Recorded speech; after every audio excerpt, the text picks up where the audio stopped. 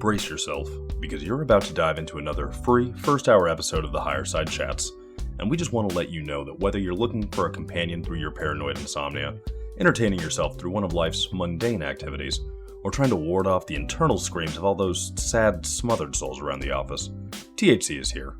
And you should know that every episode of the Higher Side Chats has an entire second hour for Plus members.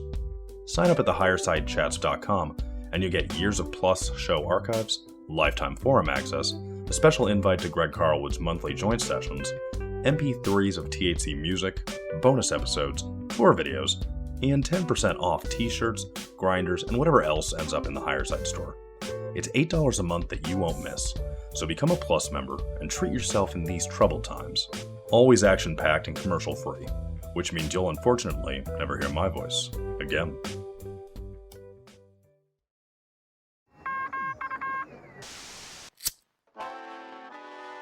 In the 1930s, President Franklin Delano Roosevelt addressed the nation through a series of radio broadcasts known as the Fireside Chats.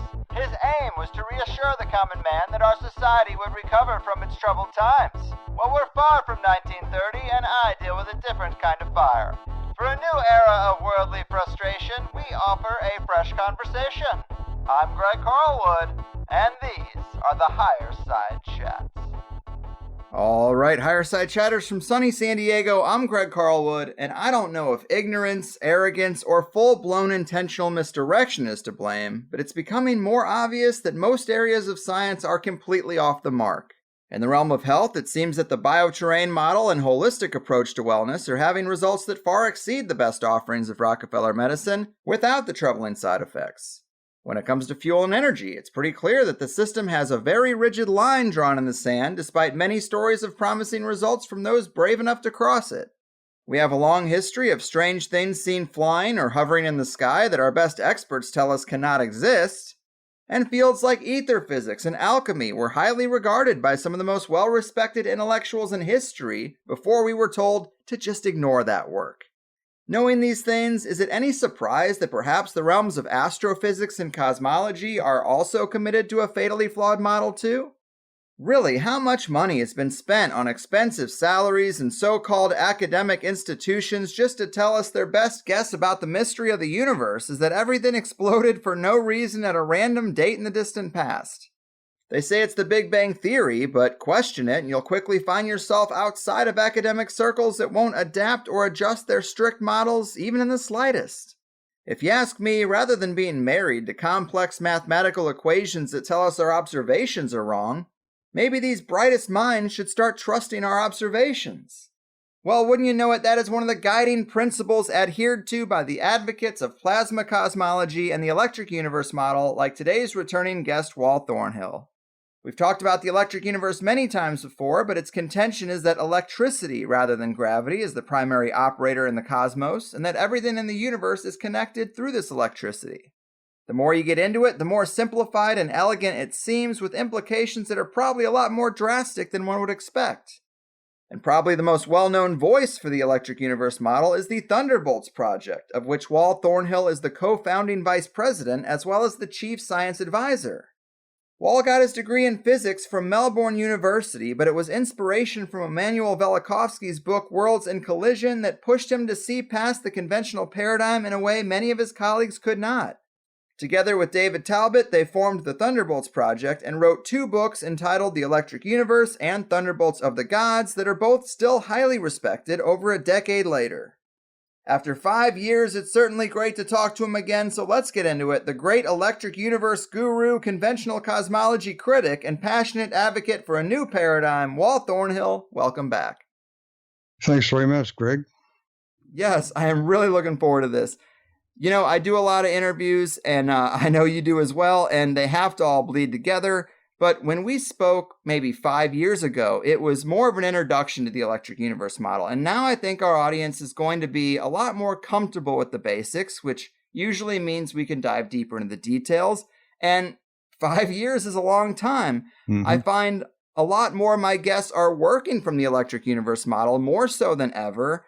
What would be your assessment of how the Thunderbolts Project and plasma cosmology and the electric universe have grown in that 5-year time span? Well, as you say, quite a lot has happened. In particular, we had some very good meetings, particularly 2017. And then, unfortunately, my dear friend and colleague, David Talbot, suffered a medical problem, which meant that it sort of threw a spanner in the works for the following years. But there's a strong group in Britain following our work and have been for many years. In fact, I was on the committee of the Society for Interdisciplinary Studies there for many years, actually in the 1980s, when I was posted over there by the government. And they organised 2 meetings in 2018, 2019, and the big feature of 2019 was the completion of the SAFIRE project. Mm-hmm. Now, for those who don't know about that, the SAFIRE project was proposed initially by a Canadian engineer, Monty Montgomery Childs, I should say, best known as Monty, and an outstanding professional engineer he turned out to be. And eventually we managed to have financial backers to do the multi-million-dollar experiment. And this experiment was based on Ralph Jurgen's electric sun model with modifications by Professor Don Scott and myself, which, as he explained after the event, worked first go in all of the tests we ran, and then in 2019 confirmed that we had actually produced an electric star in a bottle. We'd reproduced the conditions witnessed in the plasma surrounding the sun. And that has enormous implications, of course. And at present, the experiment itself has been, since the SAFIRE project has wound up, has been transferred to a company, Aureon Energy, AUREON, if you have a look on the web. And you will see the results of that. And not only did we find that we could produce power like the sun, we can also remediate nuclear waste, which is a huge problem for the world right now with the radioactive nuclear plants that we have. The SAFIRE project really proved my contention that nature never does things the hard way. And this idea that you have to have incredible temperatures and pressures in the center of an object like a star to force nuclei of atoms to come together and fuse is completely mistaken. When you think about it, it is obvious because, of course, it's based more or less on the success of hydrogen bombs. But when you look at the night sky, as Montgomery Childs said, and I thought this was a very good engineering principle, when you look at the night sky, you don't see stars exploding or changing color or suddenly brightening and then fading. He said whatever is going on in those stars is very well regulated. And so the SAFIRE experiment was codenamed from Stellar Atmospheric Function in Regulation Experiment. It's a bit of a clumsy sentence, but it tells you that we were looking at the regulatory effect of the photosphere of a star. And this was a contribution of Don Scott, who pointed out that the bright photosphere of a star actually behaves like a PNP transistor. So it resists changes in output when there is a change in the input. It's like a regulated power supply, which are in common use. And this, of course, explains why the sun is a variable star in X-rays, but it's very steady in its radiant output, the light and heat that it puts out. And, of course, this is critical. If you're going to try and have life on planets around stars, you don't want the output varying wildly so that you've got an ice age 1 minute and then you're being roasted and burnt the next. And so all the evidence pointed to the fact that Jurgen's original model was correct because it satisfied all of the observations that we could see. When you look at a star closely, there are many, many puzzles about what's going on. One of the ones which the conventional scientists have problems with is why is the hottest part of the sun outside the sun? If you're trying to shed energy from inside, then the inside should be the hottest and the outside should be the coolest. Right. It's pretty damned obvious. Everyone knows that. The further you move away from a fire or a heater, the colder you get. But this is the reverse with the sun. And of course, it makes perfect sense if the energy is coming, part of the energy is coming from outside. There are many other issues about that, but basically what we've done is it should be front page news around the world if anyone was paying attention. But of course, what we are doing is impossible according to particle physics. But of course, particle physics is we keep seeing headlines in science magazines and journals that quantum theory is in strife because they can't explain weird things that go on. And of course, they postulate the many universes idea and all sorts of intellectual nonsense to try and patch up a story which is failing.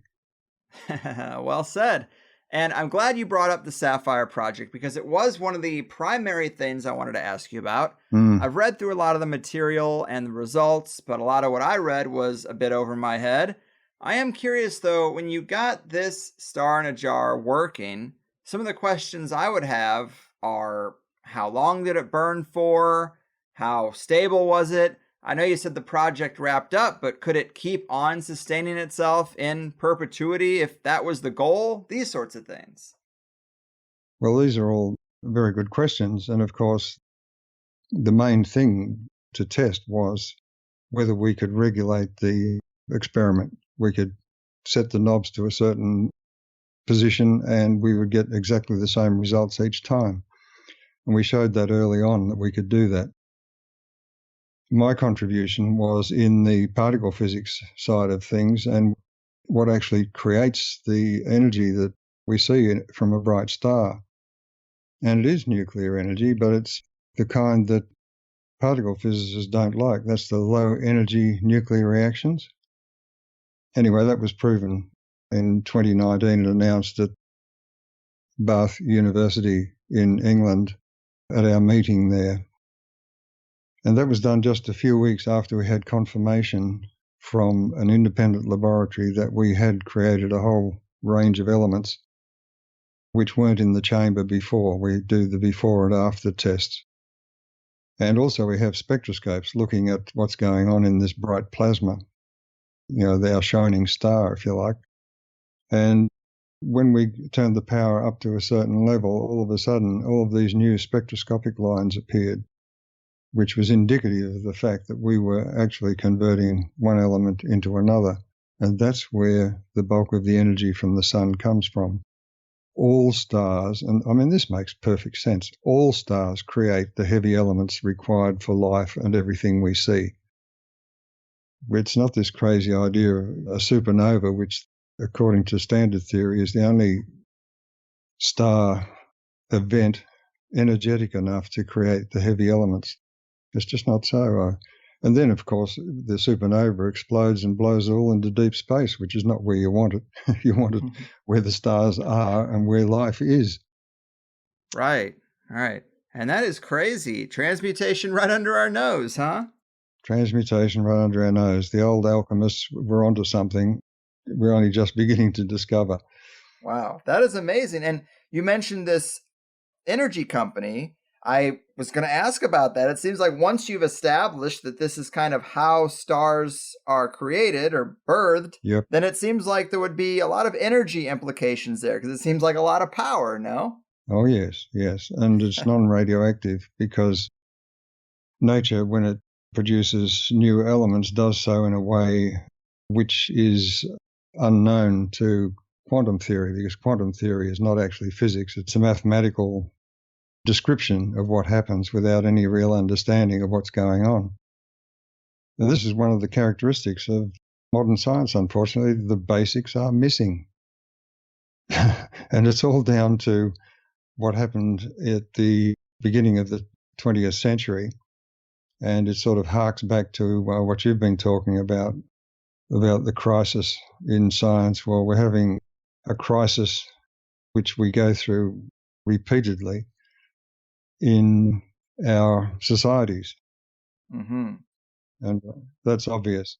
It is. And one of my favorite ways to try to break through to people who might have a hard time with the idea that entire fields like conventional cosmology or physics could be wrong is to point out the history. And I know that you're big on this too, because I've heard you say in the 19th century, the brightest minds were all about holistic models and had a real hunch about the important role of electricity. But obviously something changed, right? What was that? Well, at the beginning of the 20th century and the outbreak of insanity in the two world wars, the kind of experimental, independent scientist that governed progress in the 19th century disappeared. And what we had was whole teams of budding scientists were recruited to shut up and calculate. In other words, don't worry about the physics as long as the mathematics allows us to build these weapons of war and other things. Just go ahead and do it. Then the Second World War, more money was funneled from government into research, and we set up institutions. And effectively what we were doing was industrializing science. But industry can work with whatever they discover works in a laboratory without necessarily understanding it. And in particular, in not understanding the unintended consequences of whatever it is they're developing. And this has had all sorts of ill effects for humanity in the 20th century, and it's got worse in the 21st century. And of course, after the Second World War and the introduction of computers, the divorce of science from the experimental scientists, a lot of the experimental scientists in the 19th centuries were excellent engineers too. They built exquisite instruments and so on to measure things. Of course, technology has improved the instrumentation, but the science behind it is just lacking. So we spend millions and billions of dollars on gigantic experiments which can't be repeated by anyone else because no one else can afford to do it. Therefore, the things that come out of it, generally what's expected, because you've spent so much money, you've got to have a result. And so there's kind of self-fulfilling. So we've got gravity wave telescopes and gravity wave measurements, and yet no one in physics understands gravity. We've got equations. Newton had the sense to say that he didn't understand gravity, but here's an equation that works in the solar system. And the fact that it didn't work once they applied it to galaxies should have been a signal that there was more to learn. But instead of that, they invented dark matter and all this dark stuff, which they're spending now millions and billions of dollars trying to find this dark matter that's needed to save their gravitational theories, instead of considering the fact that first you need to understand gravity, and then you can talk about getting money for these kinds of experiments. Mm-hmm. So fortunately, I was inoculated against all of this stuff very early in my schooling, and I kept asking awkward questions, which meant that I was not fit for academia. They don't like people who ask awkward questions. Right. But all the same, the thing that I found most difficult in all of this over the decades that I've been doing it is to drop old certainties, things that you've been taught that everyone else believes and that you find problems with, and then finally have to make the decision, okay, I just have to give up on this. I have to follow where the evidence is leading me. And I've got better at that, I think, over the years, to the point now where I believe that my model of gravity satisfies all of the tests that I can think of, and that it explains all sorts of things which are mysteries at present. Yes, that's one of my favorite things about your work, is just all the little details that can be explained, and sometimes they're like things you never thought of before or couldn't work out, and then you're like, wow, that's actually quite simple and pretty elegant. Yes. And another thing I've heard you say that I liked was that classical physics wants to simplify stuff because when it's made overly complex, that is what pretty much establishes a scientific priesthood over the field. And that sounds like a pretty familiar paradigm today. Yes, that's right. You've set up, as Helton Arp, who was a leading astronomer, said that the science today has the hallmarks of a religion and none of its benefits. Mm-hmm. Absolutely. So on your LinkedIn profile, you say, why have these discoveries been ignored? The answer may be found in the inertia of prior beliefs and the failure of our educational institutions. Yes. And that certainly seems like part of it. Maybe I give academia too much credit, but I find it hard to believe that it's all ego and stubbornness and left brain thinking. It seems like there is some intentional misdirection there.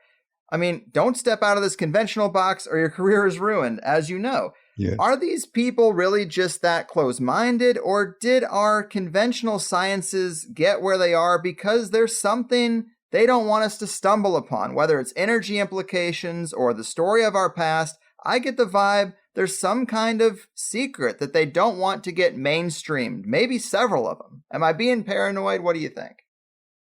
I don't think it's intentional. Our education system actually trains students to be blind to alternatives. This was shown by that fellow in England, Dr. Ian McGilchrist, that has the Celtic spelling IAIN for Ian, but he's a bit of a celebrity in a way because he did a meta-analysis of all the studies on how the brain functions and came to the conclusion that the two hemispheres are there. You know, the brain is divided for a reason. He said, nature never does anything for no reason. And he said the two halves of the brain are connected by the corpus callosum, as it's called. And it appears that the corpus callosum operates to suppress one or the other hemisphere. You know, one hemisphere dominates in certain tasks and the other hemisphere dominates in others. And he pointed out that the left hemisphere in animals and in humans, it appears, is focused on survival. So the things you need to do to survive, like where to find food and how to eat it, you know, just basic things like that. The right hemisphere is the hemisphere which has a more global perspective and is on the lookout for danger. You know, you may be busily eating lunch, but you don't want to be someone else's lunch. That was the way he put it. But he points out that our education systems feed the left hemisphere, which is the automatic one, whereas it's the right hemisphere that has the more global view. So our training, as you know, is to produce people who are specialized in different fields. And this idea of specialism is the thing that fails us when it comes to doing science. Because the scientists of old were trained classically. They knew ancient history, they knew languages, they knew all sorts of stuff because that was the way they were trained. And so when they were dealing with a physics question like Newton, he was also considering what are the implications for biblical narrative and stuff like that. And this is where Velikovsky came from, because he was looking at the narratives of the creation stories from around the world. It didn't matter whether it was primitive creation stories or those in the various major religions. And he said there were characteristic features in them which you can see are identical. And this is what Dave Talbot used as the basis of his research. And the surprising thing is that when you've accepted that as your working premise, you are able to understand that the planets had characteristics which were associated with them that were identical. It didn't matter what creation story, whether it was from, you know, islanders in the South Pacific or natives in North or South America or Africa. They all had the same characteristics. You know, Mars was always the hero. He was red. He had a sword. And then you had Venus, who was always female, the goddess, long flowing hair, and also was the archetype of the Medusa and the Gorgon, you know, the head of snakes. What was it about these planets then that was frightening the daylights out of our forgotten ancestors. And he was able to identify the fact that Venus was the archetypal comet. It must have been the most spectacular thing imaginable in the sky, if you can imagine a comet with the head the size of a planet. And that it was seen in relative close-up, and it was a danger at various times in past history, which, of course, flew in the face of the belief in the Newtonian clockwork solar system. And this path of Venus, the state that Venus was in, I've heard you say this is what you think is responsible for the Ouroboros symbolism. Yes, that's right. The birth of Venus was witnessed, it seems, by the ancients, and they described it, and it makes sense. Once you understand the electrical nature of stars and the birth of planets and stars, which is an electromagnetic phenomenon, it's not gravitational, all of these things make sense once you actually pay attention to the history. And in 2000, we had an amazing meeting in Portland, Oregon, following our conference, where we had Halton Arp, the astronomer, we had Tom Van Flandern, the astronomical guy as well, who was looking at solar system dynamics. And we had Anthony Peratt from Los Alamos Labs, who was involved in the highest energy electrical experiments on Earth at the Z-Pinch facility. And at the end of it, we had a meeting just with all of the presenters and the people who organised the conference, Dave Talbot, myself, Duarte Cardona, the other mytho-historian, Ev Cochran, and who's another one of the group. And you can see that it was an entirely multidisciplinary group. We had engineers, we had ancient scholars, a language specialist, ancient language specialist, and so on in that group. And Tony Peratt said that he never imagined that when he went hunting in the desert near Los Alamos and he saw the Indian petroglyphs, that what he was looking at was mimicking the things he was seeing in these high-energy electrical experiments, where they funneled more energy than all the power stations on Earth into something the size of a baked bean tin. And it cost them about $100,000 US to rebuild the facility when they would do the next experiment. Wow.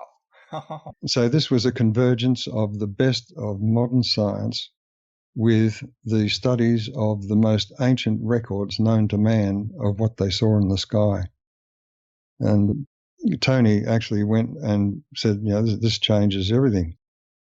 And so he organised people around the world to photograph the petroglyphs, because they are worldwide, and to also register their position with the GPS and to their relationship where the South Pole, the North Pole was in relation to these petroglyphs. And he was able to show that it was a polar phenomenon that they were looking at, and that it followed the natural progression of what's called plasma instabilities, because plasmas, high-energy plasmas, take on all sorts of interesting shapes, and they're quite characteristic. And he was able to show there's a progression of shapes in these petroglyphs. So these things that look like weird stick figures with ducked heads and whatnot, that appear to be just doodles on the rocks, were actually very hard work to do, because Tony actually attempted to do one himself on one of the rocks, and he said, boy, you wouldn't do this for fun. So what they were doing, they felt was critical to pass on to future generations as a warning. And here they are, dotted all around the world, chiselled in rocks. The Australian Aborigines, who have a very ancient history, have their lightning brothers in their rock art. And up in the Kimberleys, they have these Wandjina figures, they're called. And they describe them, and they say the headdress is lightning. It radiates all around the head. And the nose is not a nose. It is the power flowing down. And when you look at it, sometimes it's shown as a hollow column, and that's a plasma formation. So Tony actually was then able to go on and show that one of the patterns is one of 56 dots in a circle around a radiating pattern, and he found them in the North American Indians had them, and there was an example in Australia from the Australian Aborigines, exactly the same pattern. and he overlaid the two, and he said when you rotate them to account for their difference in latitude and longitude, they match. So evidence like this shows that the story of the Earth and humanity is far different to anything we've been taught. It is far more dramatic. It would make the most incredible IMAX movie you could ever imagine. And the possibility is there to actually do it now, because the specificity of the reconstruction by David Talbot and Eduardo Cardona is sufficient to be able to do that. Yes, man, so many questions. And I'm very familiar with what the Electric Universe model says about our solar system's history and how everything got to where it is now. But you mentioned that when you look at these petroglyphs and their orientation, it seems like we're dealing with a polar phenomenon. And something that I've been reading about lately is this idea of what they call an electromagnetic plasma changeover event. Oftentimes, it's tied up with the idea of a pole shift, but it can get a lot stranger with talk about a plasma vortex opening up over the North Pole, that this is what ascension and heaven stories are really alluding to, so they say. If government scientists discovered this type of event was possible or that it was cyclical, I could see why they'd suppress anything that relates to it. But what are your thoughts on the idea of an electromagnetic plasma changeover event? Is that a term you've heard? Is there some kind of global catastrophe that could be possible with this plasma cosmology understanding that would never be entertained in a conventional model? That kind of stuff. Oh, yes, absolutely. In fact, the magnetic field of stars and planets is not explained at all. It's pushed off to some hypothetical activity inside the body where you can't actually see it. And this is typical of a lot of the theories, like, for instance, the nuclear power of the sun. Well, it's hidden from view if it's in the center of the sun. We're saying, no, it's right in front of your eyes if you've got the sense to see it. And with the magnetic field of bodies, if you've been keeping up with my presentations on gravity, you will know that the magnetic and gravitational force, both electric forces, dipole forces, and therefore it changes everything about the internal structure of a body. And it also means that each planetary body appears as a spherical electret, as it's called. An electret is an object which maintains a static charge. And so you have a charged body rotating and you get a magnetic field, a dipole field.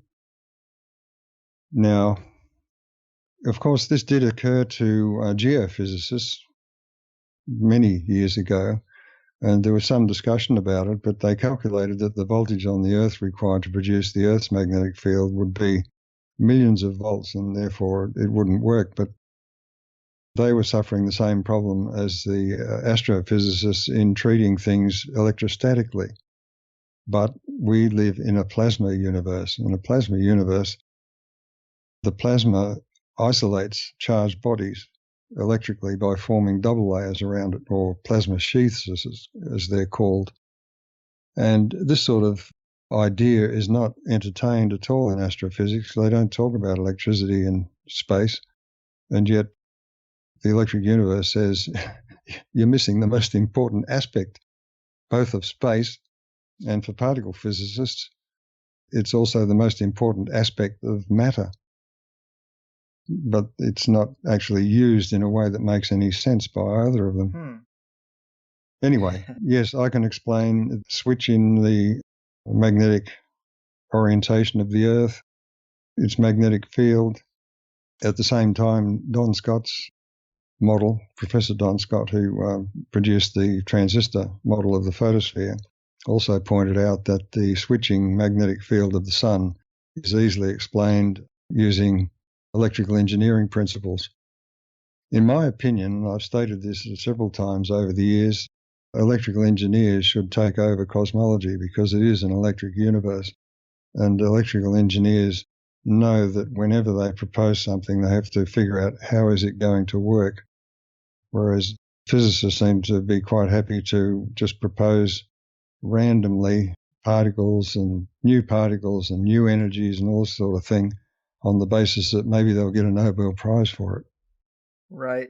And we did talk about the composition of bodies a little bit last time, and you did mention the dipole nature of them. Mhm. And I am curious because that's another weird thing I've always heard stories of that I've always liked, Jules Verne and all kinds of strange things about the hollow earth. And really what's crazy, because it's not that crazy that there's cavities inside the earth to me. I mean, it's a huge place. But this idea of an inner sun, it's like, well, where would someone even get that concept from? But this dipole nature, do you think that that could be something that we have echoes of, like an understanding of, or that's what they might be trying to express in cases like that? It is an interesting proposition that more was known, or we've forgotten Yeah. things in the past, which we're only gradually rediscovering now. And this makes sense if you look at Velikovsky's contention that we are survivors of survivors of survivors of catastrophic events that the Earth went through in the past. And I can understand that from the reconstruction that we've done of the Earth's recent history, which is quite amazing. It would out science fiction any science fiction story, and yet we know that all the evidence is there that we can say, well, we can explain the composition of atmospheres of stars and moons and planets, and also look at objects in the solar system and give you a much clearer idea of how they got the way they are and where they happen to be right now, just based on being able to see things from this broader perspective. Hmm. And it's this broad perspective you need. Now, when it comes to hollow planets, that is the most likely outcome of having a dipole force of gravity. You can imagine you've got two strong magnets, and you try and force the same poles together, and what happens? They push each other apart. You can feel that force pushing them apart. So if you have a spherical magnet with one pole facing outwards and the other pole facing inwards, then you have the internal region of the planet can be hollow because the force acting there is to push any matter from the center outwards, away from the center. Of course, we do find hollow objects on the Earth. They're called geodes. Yeah. Also in the laboratory, when we were replicating the formation of those so-called Martian blueberries, we found that we were producing hollow spheres as well. And also on beaches and so on around the world, you'll find these things called mocky balls, which are hollow. And the question is, how do you form these hollow objects? And then we look at comets and the comet nuclei, which are rocky, and sometimes they're fused into a dumbbell shape. These are characteristic formations we saw when we were producing these Martian blueberries. We would find two of them fused together to form a dumbbell shape. Also, you can begin to understand why there are so many binary stars. Pairs of stars outnumber single stars in the local galaxy. And the question is, why is that so? Well, the answer is simple when you understand the electrical formation of stars and of planets and of comets and of asteroids and so on. Very interesting. And I wanted to ask you kind of a weird one about plasma, but this comes from the SAFIRE Project website, and it says, Irving Langmuir coined the word plasma to describe ionized gas. The lifelike behavior of charged particles reminded him of the qualities of blood plasma.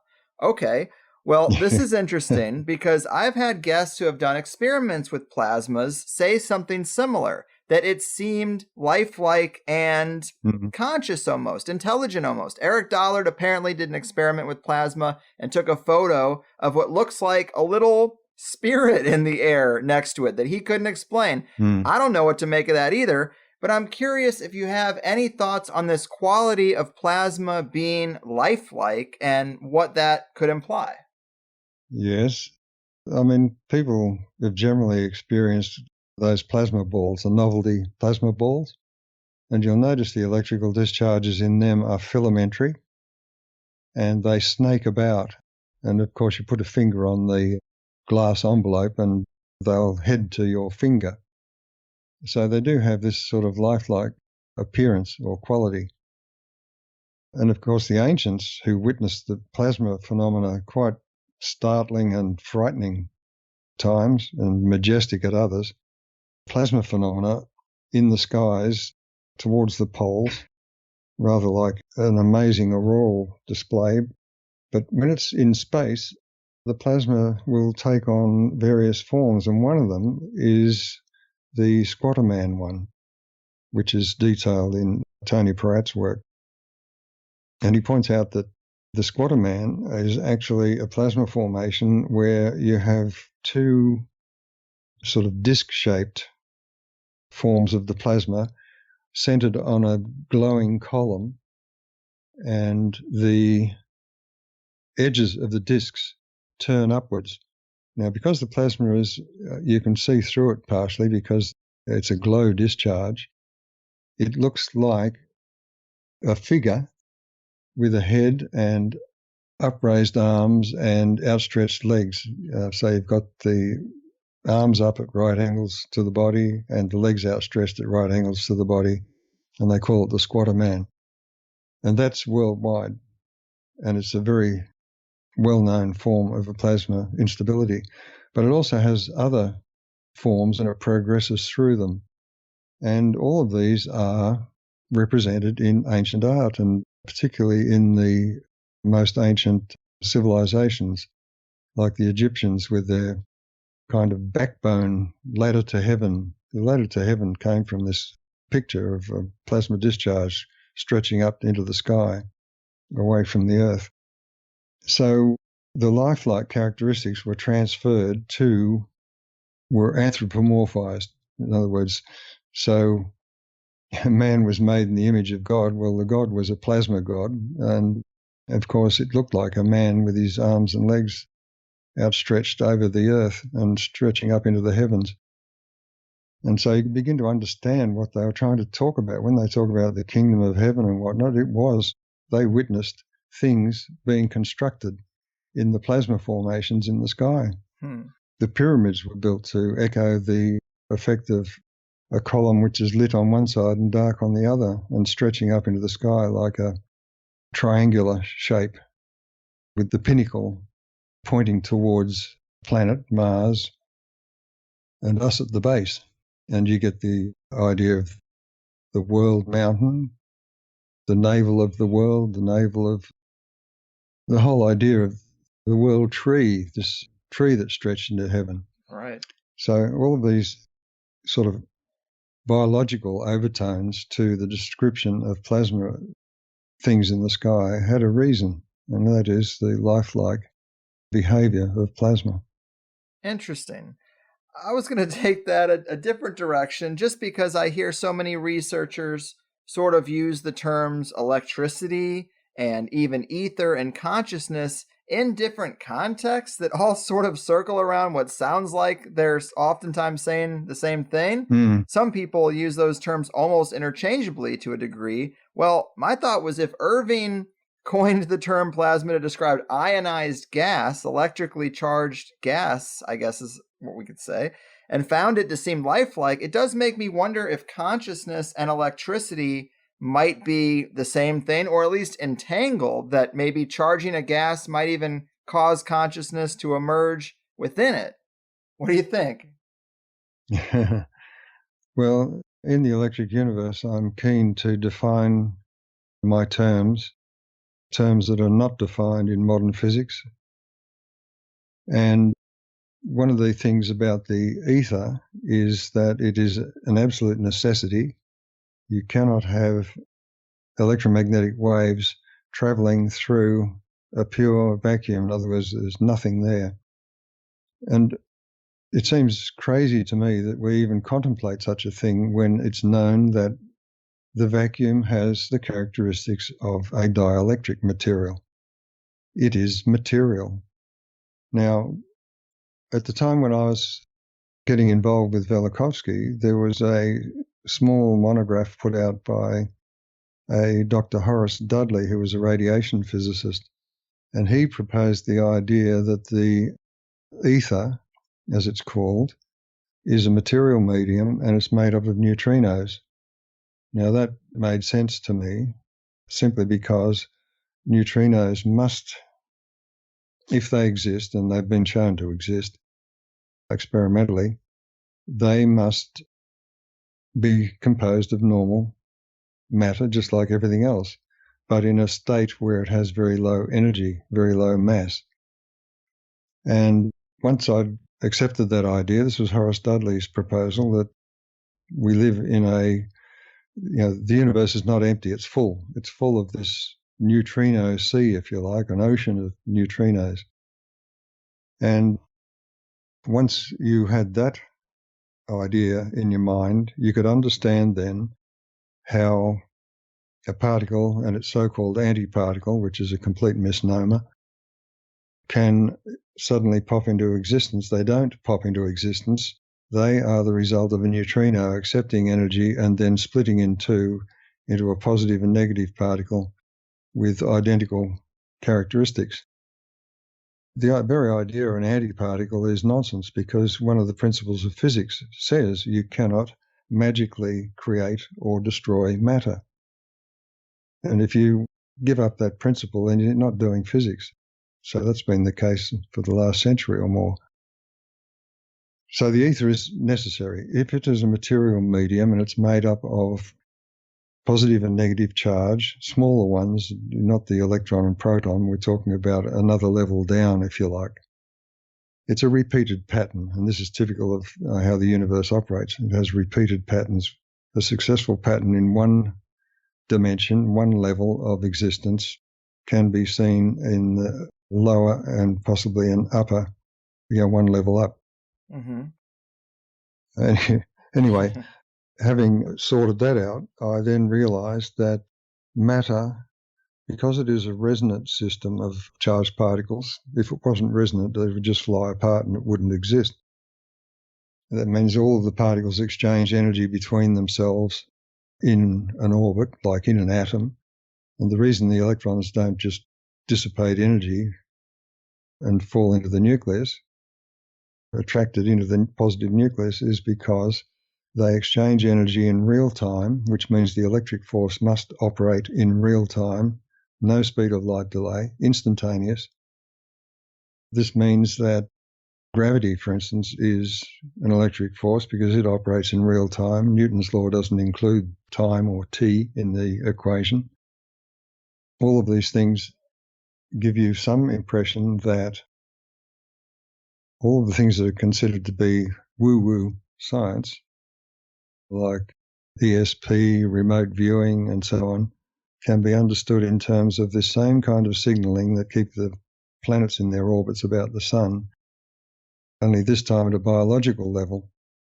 And this kind of signaling is necessary, instantaneous signaling between all similar molecules in the body, instantaneously, to maintain control of an incredibly complex series of chemical reactions that are taking place all the time in your body.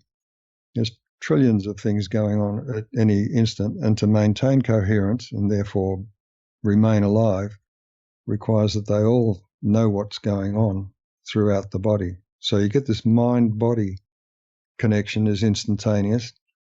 And Bruce Lipton, the cellular biologist, has shown that the cell walls have receptors. Now, some of those receptors operate on the basis of signals in the blood, hormones and other triggers, which then determine what the cell should do. But he said there are receptors that don't seem to be associated with anything in the body, inside the body, but seem to receive signals from outside. And this comes down then to Rupert Sheldrake, the outstanding biologist who has looked at what's called the morphogenetic field. And then you begin to understand that a living system there's more than meets the eye to a living creature. And that is that it has a morphogenetic field, it has a pattern which it is built to, it's constructed based on a pattern that pre-exists in the ether, if you like. So life and consciousness and memory according to people like Bruce Lipton and Rupert Sheldrake, has this other existence at a more, what would you call, more fundamental level. Mm-hmm. You get a completely different idea of life and death. Life and death, this is just an episode in the life, if you like, at a more fundamental level. And I think people have always had this impression that there is more to life than meets the eye. There is a higher self, a soul, or that kind of thing. And if this were actually believed and utilized by science, we would have a much better health system. It would not be an illness system, it would be a health system. And also people would not have this existential fear of death. Death is a part of life, but it's not the end of anything. And I think if people felt that, and also the universe, in my opinion, appears to need purpose. In other words, you were born with a purpose.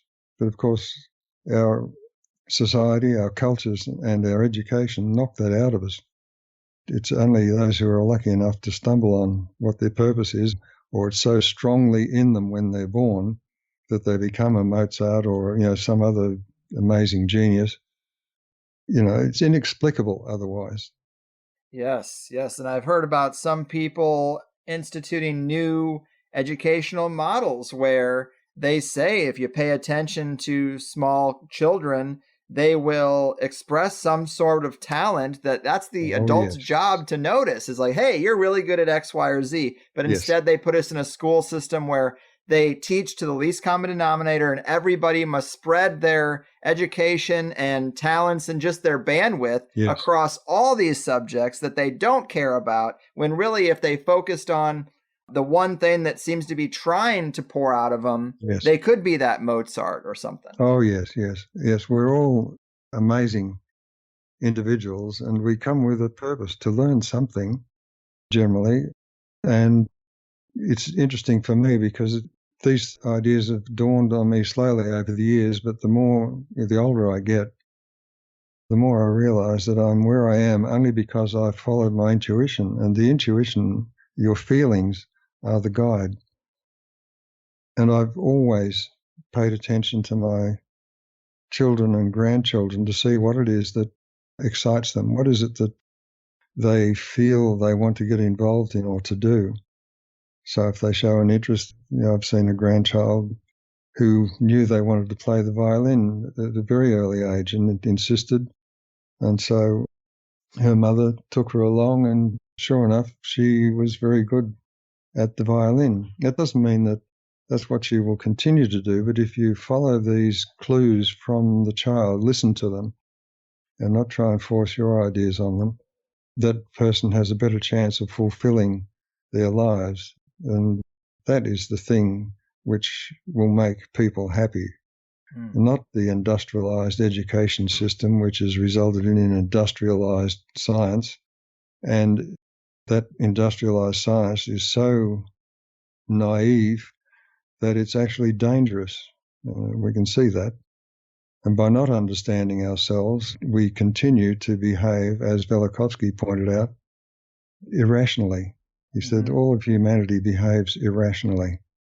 And the danger that he saw was that this irrationality could drive us to our own destruction. We are our own worst enemy. And that's something that was also echoed by the famous psychologist and psychiatrist Carl Jung, who identified these things that haunt us from the past.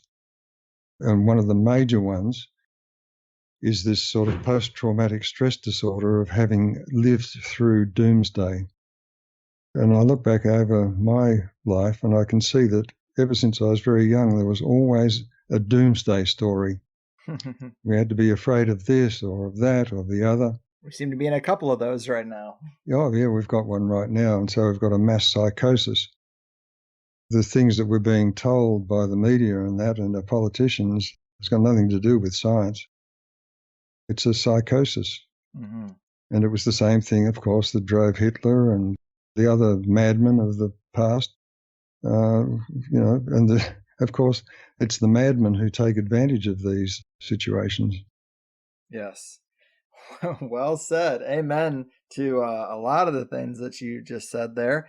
And you mentioned health, and I am curious if the electric universe understanding has any implications for human health and wellness. Obviously, that's been a big theme over the last year and a half.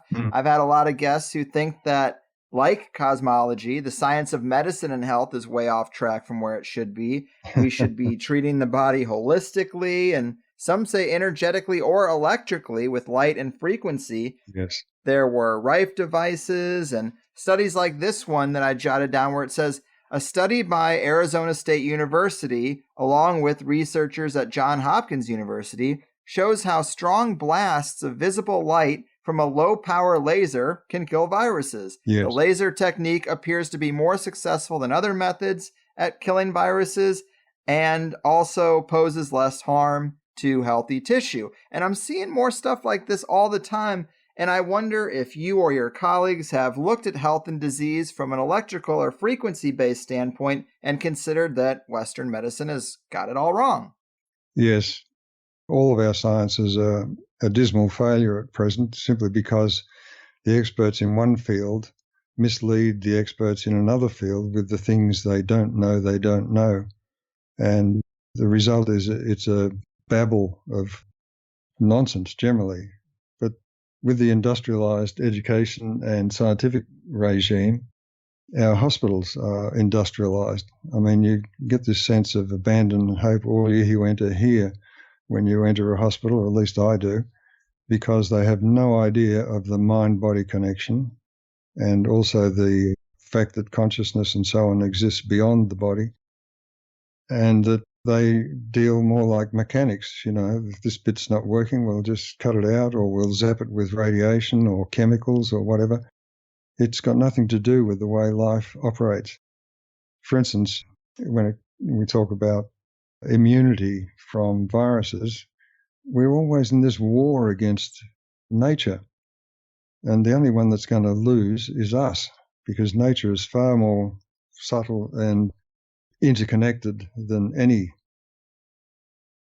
current biological scientist understands, although many of them have intuited it, and many medical practitioners also have intuited that there's more to it than just chemical interference.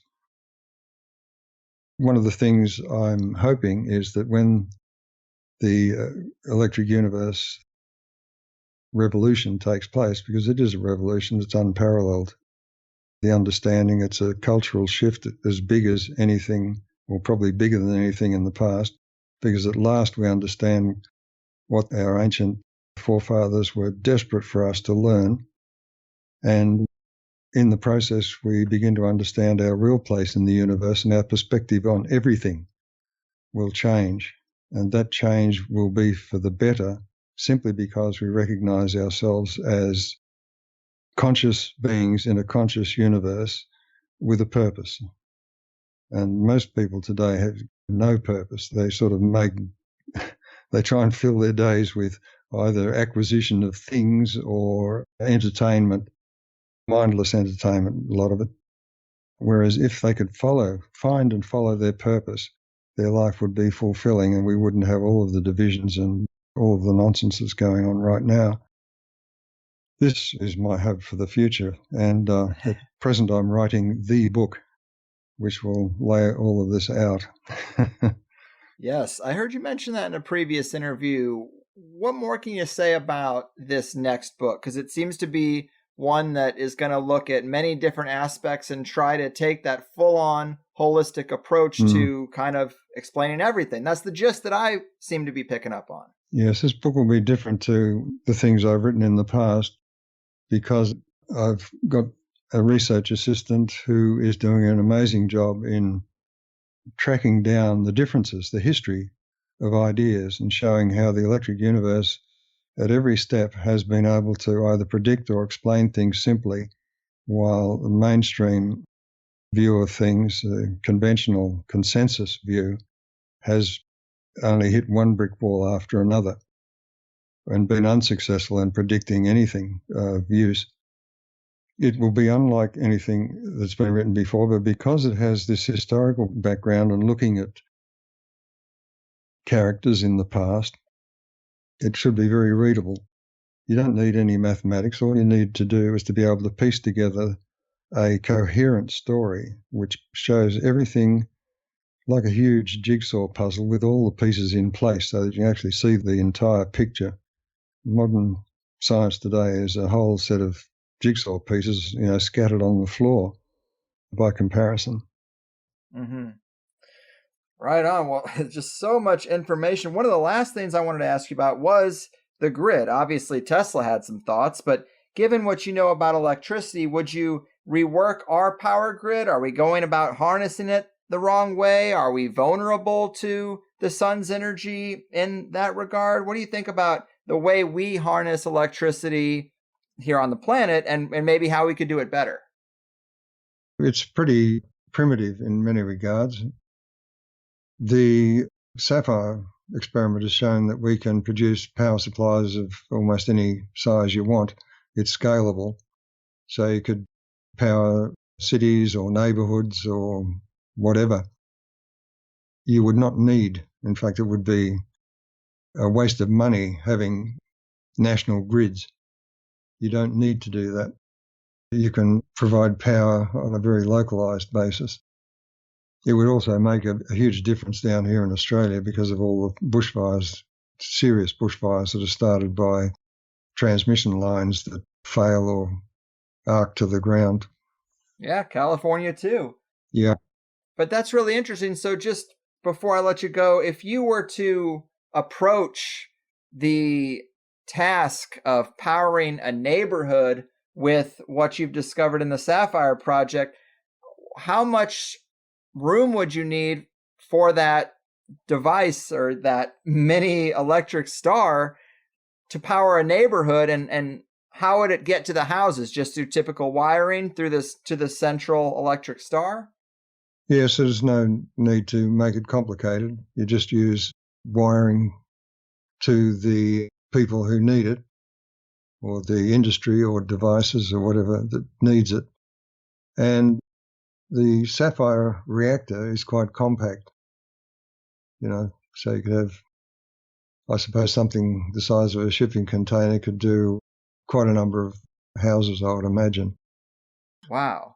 And Tesla seemed to think there was a way to get electricity wirelessly. Could that be implemented, or is that not really necessary? No. I'm not interested in interfering with the electromagnetic spectrum. It's already a mess. And no biologist knows what effect an electromagnetic signal will have on a biological system, simply because they don't understand the sort of quantum level resonant structures and signaling that goes on in a biological system. I think the only reason we've survived so long is that the signaling is the same kind as Tesla was using, that is the longitudinal wave type signaling. And when I say wave, it's not actually a wave, it's a direct signal. So there is no such thing as a gravitational wave as such. Right. Yeah. I mean, that's interesting. Our phone companies and electric companies, they seem to just willy-nilly throw out all kinds of signals into our environment. Oh, yes. Elon Musk's trying to do his StarNet thing. It's like, I don't know if that is so safe, because there is a relationship between biology and electricity. It's not safe because they don't understand what they're doing. The biologists don't understand life, and the radiation guys don't understand what the connection is between an electromagnetic signal and one of these biological signals. Well, we got all kinds of problems to work out, it seems, but... Oh, yes. One of the exciting things for me is that the number of questions that I raise and the possibilities that I put forward could keep multiple universities going for a century.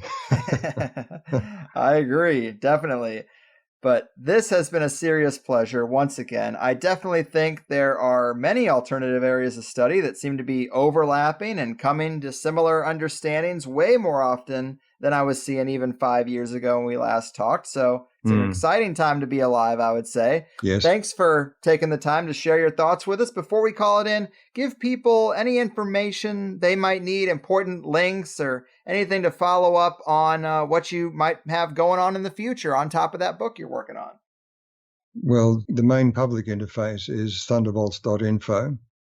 My own website, which is being looked after by the same outfit, I'm pleased to say, is holoscience.com. If people want to follow the progress of the SAFIRE results, they can look at aureon.ca for Canada, aureon.ca. Very cool. Great resources. And people, if you haven't read the Electric Universe book by now, it's been out a decade. It's about time. But man, this has been a lot of fun. Your work and time is very much appreciated. Keep doing what you do out there and take care. Okay. Thanks, Greg. Oh my, good people of the internet. The return of the Thunderbolts Project co-parent, Wal Thornhill. Riding along the cutting edge of the new paradigm. And for me, the Electric Universe model does feel right, or at least way more right than the conventional one. It almost seems esoteric adjacent. No mathematical gymnastics, no needing to shoehorn in equations to get the pieces to fit. It just seems to make sense, and it's a much more elegant and simplified model. Kind of jives with the hollow fractal stuff too. I mean, as above, so below. The same principles of nature at different scales. I'm into it. And it was great to get deeper into the SAFIRE project too. Something that's been mentioned here many times. The old plasma star in a jar. Sounds like the experiment was an over-the-top success. I am excited to see that turn into a new energy source that makes its way onto the main stage. In so many areas, I think conventional models are at the end of the road, and the people who have bought into them are scratching their heads, and the alternatives are catching up. Maybe I'm in a bit of an alternative bubble, but it feels like we're making progress. Also today, the living plasma stuff was fun. Bashing industrialized education was fun. And biological transmutation. Also, some really good points were made about that. Maybe we don't have to look that hard to find evidence of alchemy. I've been so focused on the outer world, but it seems like it's been right there in the inner world all along. I like that. Maybe there were a couple of places where my questions started to get a bit too radical, but hey, we ask so that we can find the line. I wanted to talk to Wal again, but of course never want to rehash the same stuff we've talked about before, so I didn't want to get too fundamental about the overall Electric Universe model. But there are still a lot of things on the edges that we got to talk about that helped me to fill in the picture. And how about that little side note that the person who coined the term plasma was defining ionized gas, which relates to George Wiseman in the plasma state of water, ionized Brown's gas. Maybe that's a little basic, maybe that's high school science 101. Maybe everyone knows that plasma is technically ionized gas, but I thought it was a nice sync. Lots of people have been asking me for updates on the AquaCure machine. For me, it's still a little too early to say. I've only worked up to the full 20-minute sessions 3 times a day for a couple of days now.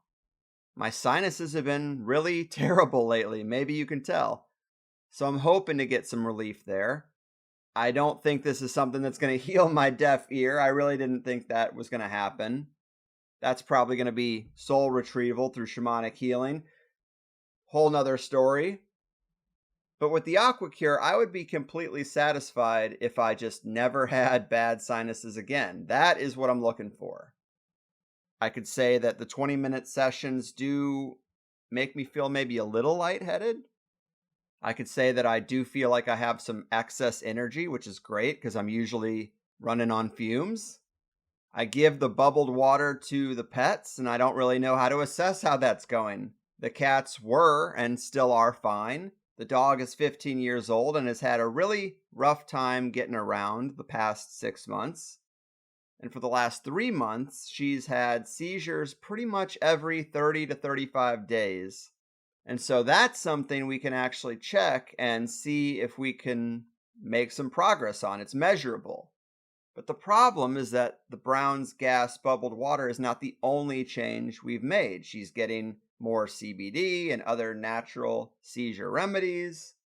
Same with my sinuses, though. I've been cutting way back on alcohol, which contains histamine in most cases, and I got a new allergy mushroom blend kind of thing. So again, it is hard to peg a fix to one thing or another. But George was really convincing to me, and he says now that he's sold out. He's on a 7-week delay, so huge response from us. I hope those machines do help a lot of people. The sad thing to me is just how this shows how many people have issues and can't get solves from conventional medicine. I know that price tag was steep, and as I said, definitely let THC be the introduction to George Wiseman and the AquaCure, but don't let it be the end of the research. That's too much pressure for me. Do more digging before you buy a $2,000 machine. And it's been a few weeks, and so far, nobody has sent me any legitimate negative reviews or breakdowns of the machine that say it's not legitimate. So I feel good. Anyone can say, oh, you're a shill, or this is snake oil. But I'm talking about some kind of legitimate, detailed breakdown that makes a case that this is a fraud, and that I haven't seen. Hell of a tangent, but yes, I feel good. Let me go a few more weeks, and we'll see. I just wanted to slide a little update in there because plasma did come up. But I'm a big fan of Wal. He is a good sport, willing to talk about some pretty far out stuff while still remaining a serious scientific person. Not an easy line to walk. And we got into some great additional stuff in the Plus show. If you missed the second half, we talked about how the Earth's salt water came from the rings of Saturn, ancient accounts of two suns or Saturn is the sun, what signs have been observed that relate to the electric universe model, cosmic rays coming from the Antarctic ice, how the scientific and academic communities have responded or not responded to the SAFIRE Project's results, how the electric universe model handles so many bodies out there but only life on Earth, how the moon landing could have happened while working with such an incorrect model, other clues that are on Saturn and Jupiter's moons, what the electric universe model says about Saturn's hexagonal polar storm, and Wal's thoughts on a potential grand solar minimum. Intriguing and provocative stuff added to the stack. Nothing new here. We do it week after week. Don't know why $8 would keep you from hearing the whole thing. But you've heard it all before. Sign up for THC Plus. In times like these, it is a small but meaningful revolutionary act. Feed the things you want to grow and starve the things you want to go. And if you can't do that, at least share the show. I don't request that very often because the show does what it does and I do all right. But every new listener is a greater impact for our guests and some of the revolutionary, paradigm-changing things they bring up. It all helps to reach more minds. It all helps to throw a little fuel on the alternative fire. Again, I think we are making inroads in so many different areas, and the system is stagnant. It's a beautiful thing. I don't know why I'm all fired up, but I am. These are the ideas that will build the new world. I have really started to believe that because all the conventional Western industrialized corporate processes, models, and products are failing. You play a big hand and you show your cards. I mean, even ones that are still thriving, like Amazon, they're definitely losing the PR war. Their employees and their customers hate them. So if we actually voted with our dollar, we could change it all. Yada, yada, yada. Good times today, though. Clearly, me and Wal have a bit of a disagreement on the moon landing. I would think the fact that their models are so wrong would only add to the stack of how that mission actually could realistically be possible. But Walt was a lot closer to the data at the time and is a lot smarter than I am. He also made a good point that new knowledge that apparently came out of the Apollo missions was contradictory to what they expected. And that is a good point that supports Wal's position. But my counterpoints would be, well, maybe they had to show some new discoveries to validate the reasoning for performing the missions, spending that money. Maybe they made discoveries through other means that pushed them to alter their models, and they just used the Apollo missions as a window of opportunity to implement them. Or maybe we went to the moon with technology that they didn't want to disclose, and the secret space program is alive and well. Who knows, really, but I at least liked asking Wal about it, and he made some good points. Follow up with the Thunderbolts Project and the SAFIRE Project websites if you want to stay current on what they got going on. Talk to your city council about getting a star in the jar to power the neighborhood. I had a good time. I hope you did too. Take care of you and yours, and I'm getting out of here. Your move, stubborn scientists, industrialized education institutions, and plasma cosmology concealers. Your fucking move. Woke up this morning with light in my eyes, and then realized it was dark outside. It was a light coming down from the sky. I don't know who or why. Must be those strangers that come every night, whose saucer-shaped light put people uptight. Leave blue-green footprints that glow in the dark. I hope they get home alright. Hey, Mr. Spaceman, won't you please take me along? I won't do anything wrong. Hey, Mr. Spaceman, won't you please take me along the high side? Woke up this morning, I was feeling quite weird. I had flies in my beer, my toothpaste was smeared. I opened my window, they'd written my name. Said, so long, we'll see you again. Hey, Mr. Spaceman, won't you please take me along? I won't do anything wrong. Hey, Mr. Spaceman, won't you please take me along the high side? Hey, Mr. Spaceman, won't you please take me along?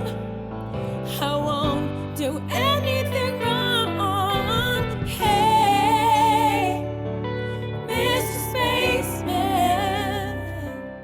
won't you please take me along the high side? Won't you please take me along the high side?